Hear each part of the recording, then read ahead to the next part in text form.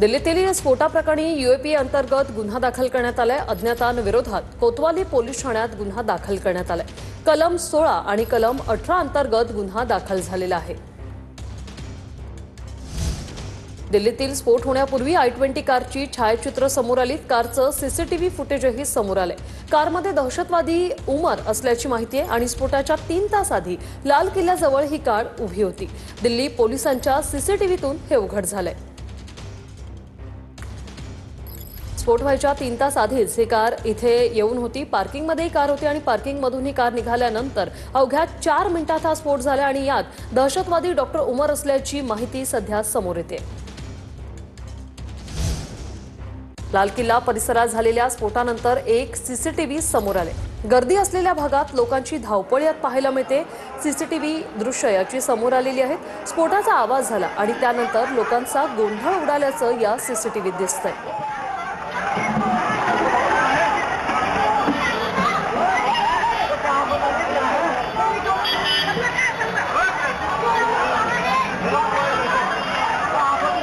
आपण पाहतोय हे सीसीटीव्ही फुटेज सध्या समोर आलेलं आहे।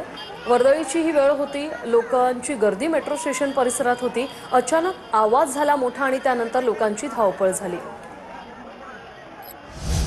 तर दिल्लीतील भीषण स्फोटाचा एक नवीन व्हिडिओ समोर आलाय। स्फोट होताच मोठा आवाज झाला आणि आगीचे लोट परिसरात पसरले। स्फोट झाल्यानंतर नागरिकांची ही धावपळ सुरू झाली। ही भयावह दृश्य सध्या समोर आलीत।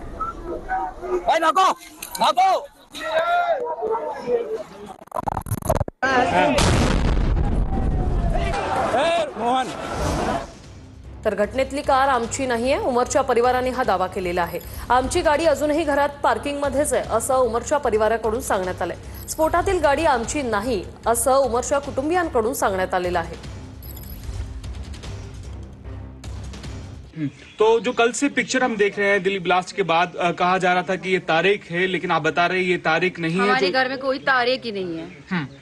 हमारे घर में उमर रशीद है, दूसरा है आमिर रशीद, बस वो दो। क्या उन्होंने कोई गाड़ी ली थी बाहर से, कहीं HR नंबर की गाड़ी? जो नहीं, हमारी गाड़ी ये है, आप देख सकते हैं, JK नंबर की है। हमारे और कोई गाड़ी नहीं। तो कल रात पुलिस वगैरह आई थी आपके घर, जिन्होंने यहाँ पर इन्वेस्टिगेट वगैरह किया, क्या कुछ कहा उन्होंने? उन्होंने कुछ नहीं कहा। जब हमने नंबर ये बोला JK की गाड़ी है तो उन्होंने और कुछ नहीं, उन्होंने बोला चलो ठीक है, इनको थाने में पूछताछ थोड़ा सा करेंगे और कुछ नहीं। तर एक महत्त्वाची बातमी, दिल्ली स्फोट प्रकरण, उमरचे 2 भाऊ सध्या पोलिसांच्या ताब्यात असल्याची सूत्रांची माहिती। दोन्ही भावांची चौकशी होणार अशी माहिती सूत्रांमार्फत मिळते। दिल्ली स्फोट प्रकरणात उमरचे 2 भाऊ सध्या पोलिसांच्या ताब्यात असल्याची माहिती सूत्रांमार्फत समोर आलेली आहे।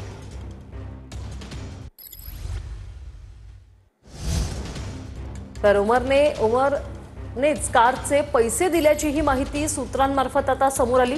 उमरच्या भावाचे 18 मोबाईल जप्त केल्याची सूत्रांची माहिती आहे। उमरनेच कारचे पैसे दिल्याची सूत्रांची माहिती आहे। 2 उमरचे भाऊ सध्या पोलिसांच्या ताब्यात आहेत आणि उमरच्या भावाचे 18 मोबाईल जप्त केल्याची सूत्रांची माहिती आहे। 18 मोबाईल दहशतवादी डॉक्टर उमरकडे होते आणि तोच गाडीत असल्याची देखील शक्यता वर्तवण्यात येते।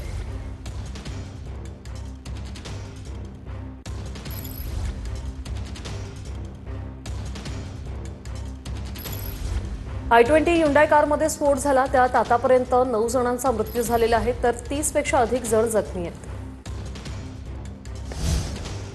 दिल्ली स्फोटातील डॉक्टर उमर पुलवामामधील रहिवासी असल्याचं उघड झालेलं आहे आणि याचा पुलवामा अटॅकशी काही संबंध आहे का याची चौकशी आता पोलिसांकडून सुरू आहे। दिल्ली स्फोटातील डॉक्टर उमर हा पुलवामाचा रहिवासी असल्याचं आता समोर आलेलं आहे। दिल्ली स्फोटाप्रकरणी डॉक्टर उमर मुख्य आरोपी आहे आणि आता ही माहिती सध्या समोर आलेली आहे।